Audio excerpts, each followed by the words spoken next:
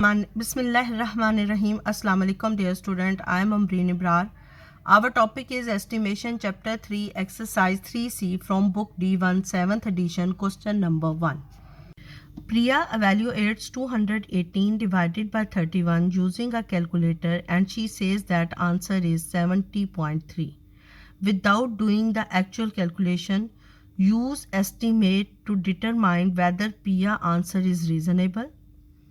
Then use a calculator to evaluate 218 divided by 31. Is your estimated value close to the actual value?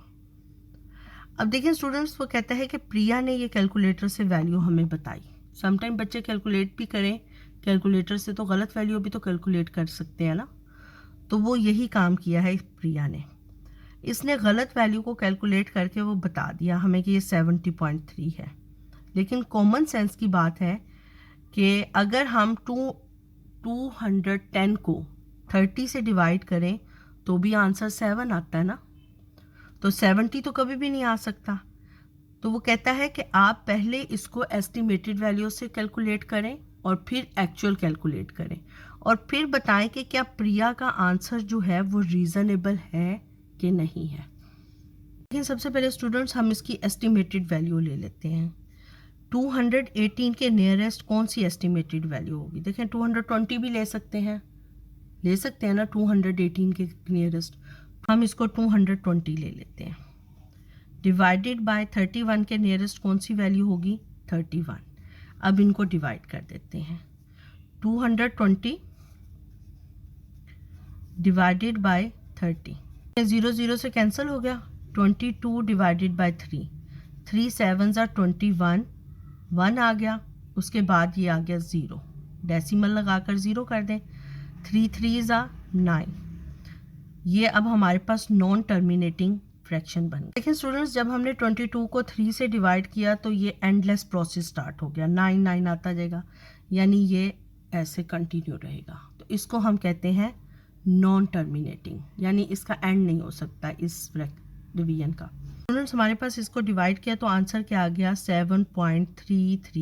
अब देखिए students, प्रिया ने हमें क्या answer बताया? प्रिया ने हमें आंसर बताया 70.3. कि हमने एस्टिमेट करके जो आंसर निकाला है वो है 7.3.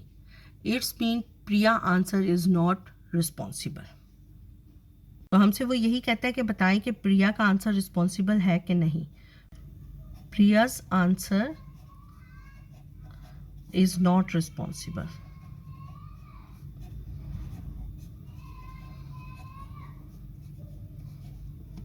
क्लियर हो गया.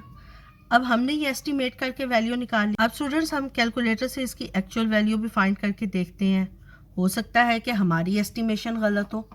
तो हमने इसको कैलकुलेटर से सॉल्व करके देखा. 218 divided by 31. 218 divided by 31 is equal to 7.03. 7.03. It's mean कि प्रिया का जो आंसर है वो वाकई रिस्पॉन्सिबल आंसर नहीं है. क्यों? कि हमारी estimated value is close to the actual value. Clear? क्या लिखेंगे? The estimated value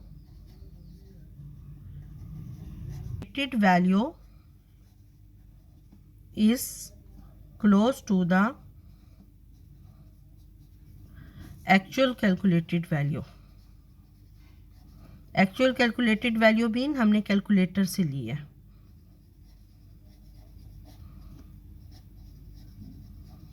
clear? Students, मेरे चैनल को लाइक, सब्सक्राइब और शेयर करते हैं. अल्लाह हाफिज़.